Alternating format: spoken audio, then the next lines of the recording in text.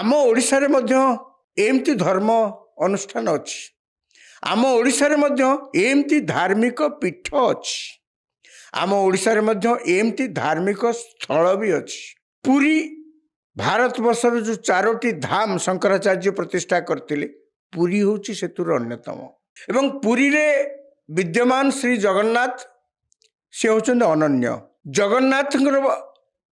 आकार किछि नाही जगन्नाथ मनीष भाया देखा नुहति एवं जगन्नाथ खाली सेतिकी नुहति जगन्नाथ मध्य भारत वर्ष रे जिते जोटी मंदिर रे देवादेवी अछंती तांको ठुर भिन्न कहीं ना से फॉर्मलेस कौन से आकार आपण देखि परिबे नाही एवं जेतेबेले ईश्वर का सत्ता बाबद में कौन सी जगह आलोचना पड़े आपण मैंने निश्चय लक्ष्य करेंगे जो मैंने विज्ञ व्यक्ति जो मैंने ए विषय विशेष ज्ञान जो मानकर अच्छी से मैंने कौन कहती जे ईश्वर कौन सी मनुष्य जहाँ चिंता करुँच भाव में देखापी नुहति आम सब भावुँ ईश्वर आमर जदि 2टा हाथ अच्छी 10टा हाथ थी से फिजिकाली देखा जाऊे नुहे सेमती किसी नुहे से ईश्वर किसी आकार न था निराकार से एवं यही निराकार को जगन्नाथ को देखापी ये गोटे धाम शंकराचार्य 100 वर्ष पूर्व ये आसते एठिकी आउ किए न आसु जो भाव में डिसिप्लिन आपण मैंने जो मैंने जाइए महाकुंभ को देखिथे से डिसिप्लिन दुखर विषय आम पुरी रे देखा पाऊना 70, 80, 60 कोटी लोक जो जगह को आसुँच आप भावतु सरकार आकलन बाहर भी सरकारी आकलन बाहर भी ये सबू रेकर्ड को भांगी देछि से जगार पुणी सरकार भूल भटका तो कौटी कौटी हम कहूनी या एड़ाई दि जापर से कथा मुझे कहूनी कि भूल भटका हम आपड़ जो आकलन करते 40 कोटी 45 कोटी से 60, 70, 80 कोटी लोक आसिले तो हम किंतु ता भितर जी व्यवस्था से मोर कहवा कथा जे से व्यवस्था आम पुरी रे कहीं करें भारत वर्षर कौ जगार नुहे जो लोक मैंने चाहती पुरी के आसापी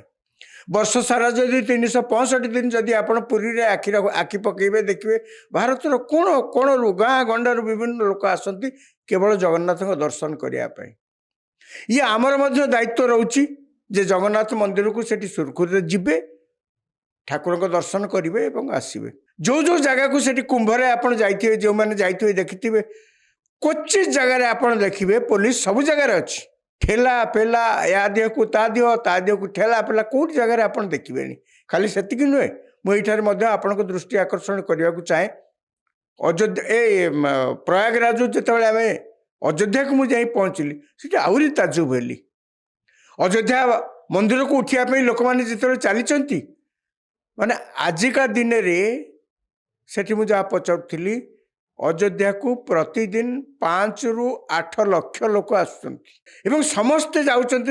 राम मंदिर को जाए दर्शन कर ठाकुर को समुदाय मात्र 1.5 सेकेंड ठाकुर को देखी हम कि नहीं कहीं पुलिस भिड़ एड़ाइवाई लोक बेसी समय ठिया करने दबनी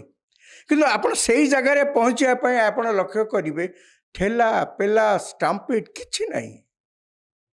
मोर केवल गोटे छोटिया कहीं आम एति काम आम अंततः पुरी रे न कर पारुछे जेतेबेले संवादपत्र रे टेलीविजन चैनल किसी खबर बाहर पुरी बाबद रे किसी ना किसी अघटन जितेबाला हो जाऊँगी से बाहर से सामान कथा तो आम अन्य राज्य रे जो भारत वर्ष जो विभिन्न प्रकार देवादेवी अच्छा मंदिर अच्छा सेठी तो कहीं बाहर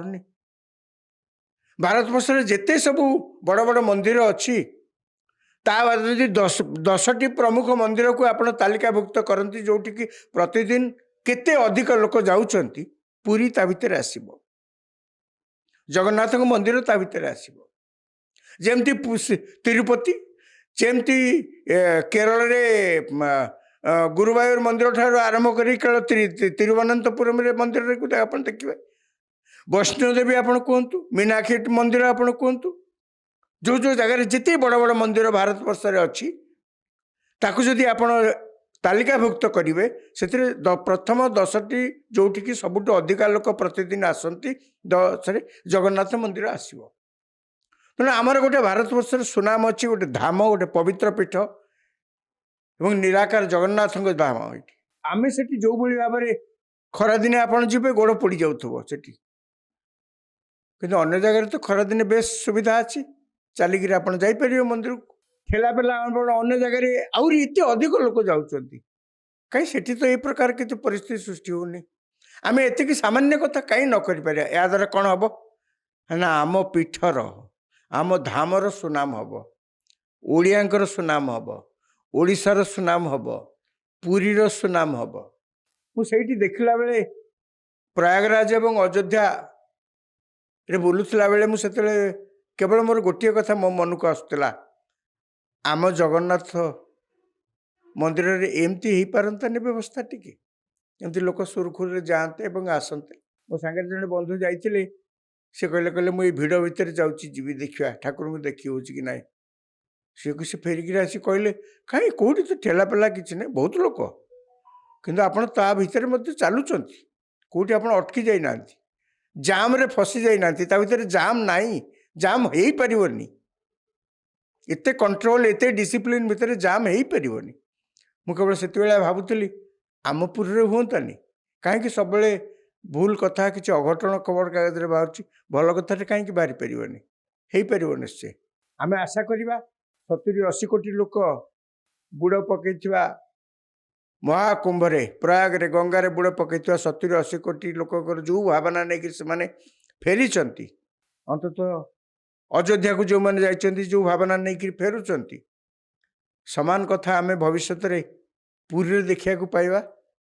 ଏଇ ଅନ୍ତତଃ ଏତିକି ଆମେ ତ ଅନ୍ତତଃ ଆଶା କରିପାରିବା। ନମସ୍କାର।